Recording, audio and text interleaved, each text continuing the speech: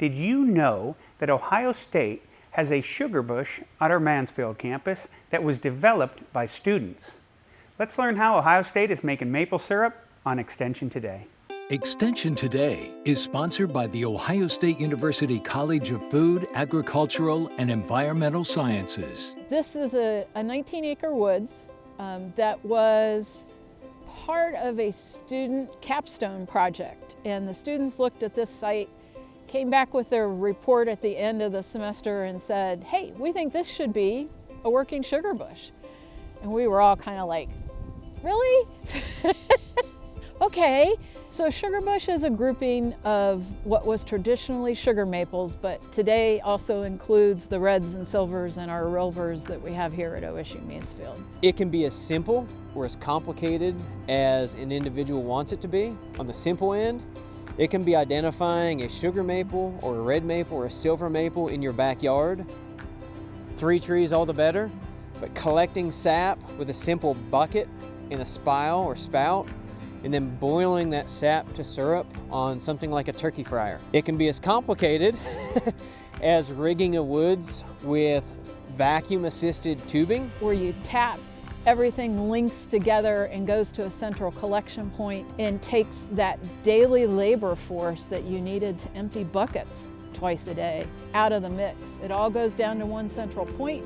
There's a releaser there that once it fills up to a certain point, it shoves all of that sap out through the system and into the tank, where we have another individual who comes along and picks up the sap and takes it home and boils it. That said, the end product, whether you took the easy, simple road or the complex, more sophisticated route, that syrup at the end of the day should be a product that is indistinguishable no matter your approach, which makes the whole practice extraordinarily accessible, and it does not have to be intimidating if you do not want it to be. There's a lot of hands-off here in this woods. There's still a lot of things we have to do, but we've come a long way from having to cart those buckets. There's been a lot of technology changes, and that goes into the monitoring as well. These little monitors are set at the end of each of the main lines, and they keep track of the vacuum.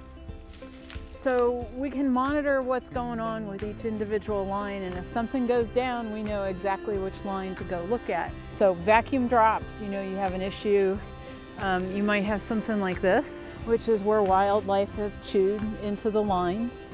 This is the side of your time spent in the woods, because if you know you got an issue, you're gonna have to walk every line if you don't have something on each line that tells you line 6 is your problem line, the other ones are doing well. There's an app on your phone, so you don't even have to be sitting at your computer, but you can be sitting at your desk and have it up and keep an eye on it as well. But you're still out here walking. We grab a roll of electrical tape and you start walking that line that's giving you issues and listening for the hiss to tell you where the vacuum is escaping the system. It's a challenge. Working with Mother Nature is always a challenge. But there's a good day in the woods is any day that you're in the woods, I think. And so that's the part I've always enjoyed about my job. And maple here the last 5 years, 6 years has just added to the joy that I have when I talk about my career and what I get to do as a forester. I think the big takeaway on maple truly is for a woodland owner who says, I don't want to harvest timber, but I need an income for my woods. Maple can be that income if you've got the right makeup of your woods.